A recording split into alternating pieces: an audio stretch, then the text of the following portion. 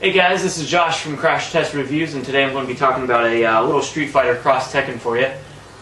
This game is actually really sweet.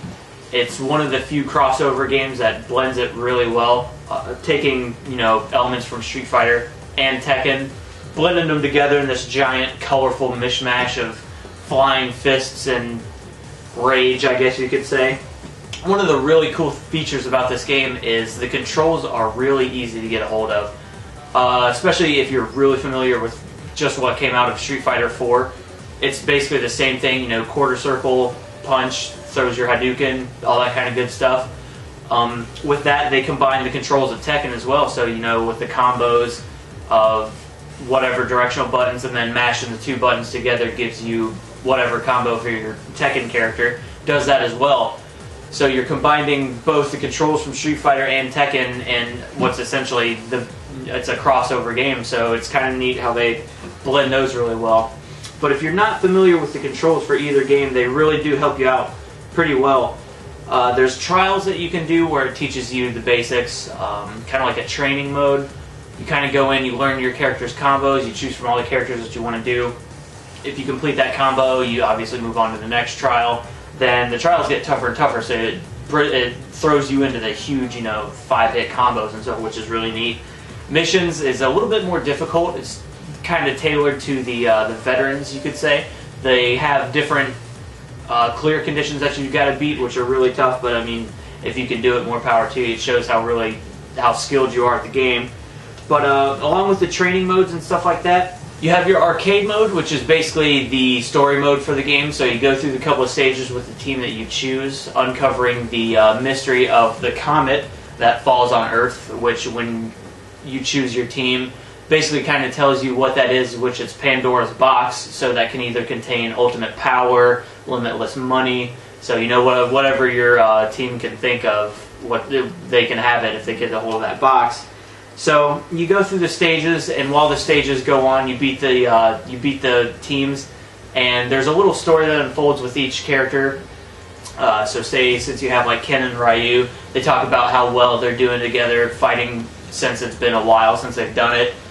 You take Nina and Kazuya, and since Nina doesn't really want to be there, she just kind of shrugs them off a bit and says, hey, I'm only here for the money, which is kind of cool.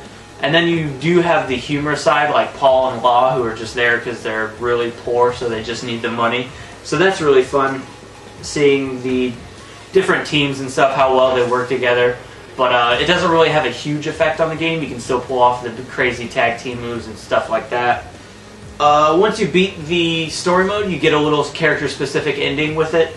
So once you uncover the box, if you actually do, depending on what team you choose, kind of gives it a Twisted Metal-esque story, because sometimes the characters' endings go really wrong, or that turns out perfect for them. So it's really cool how they uncover those as well. Along with the arcade mode, you do have your normal versus mode, but what's really cool about the versus mode is they have a mode in there that's actually 2 versus 2 on a 2D plane, which is something that I haven't seen on a 2D platform fighting game. So it's just, you have one health bar for your team, and it's just all out, just tornado tag fight, which is really cool because you can pull off some of the moves, and there's just colors and people and energy just flying everywhere, which is awesome because, like I said, that's something that I've never seen. So it's really refreshing to kind of see them take a bold move in that direction, because it actually does work pretty well. But along with the 2v2, there's the standard, it's essentially 2 versus 2, but you have one person from your team fighting at a time. The way that the mechanics work with it is, if you knock out the other person, you basically win that round. It's not, you knock out that person, now you got to fight the other person. So it's kind of strategizing as well, because if your other person's taking damage, you got to make sure that they tag out so their damage or their health refills before they're completely out. But if that occurs, you can do something called Pandora mode, where if your person is down to maybe a quarter of a health, then you flip on this switch where that character, he is out of the fight, but your other character, your other teammate, comes in and he's super overpowered and he's glowing with energy and all this kind of cool stuff. But you have to make sure that you knock out the other team fast, because if you if your bar runs out, then it's KO for you. So it's kind of like a last resort type of thing. But if you work it out well, it can really work in your favor, which is really cool because that adds more strategy to it. But along with that tag team move, there's other sweet ones where you can do a combo, which is called a launcher.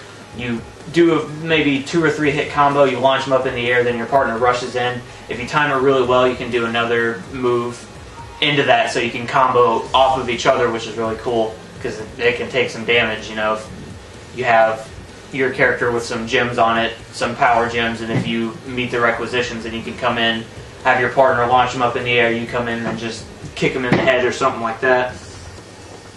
I mentioned the gem system, which is a little part of the character customization.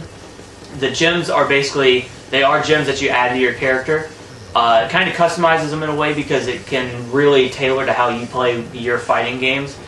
So if you connect with so many special moves, granted all the gems have special conditions that you do in the match to unlock it. So say if you have a power gem that you want 10 extra power on your character, well, you have to connect with 4 or 5 special moves, or you have to at least land a 4 or 5 hit combo or blocks however many times.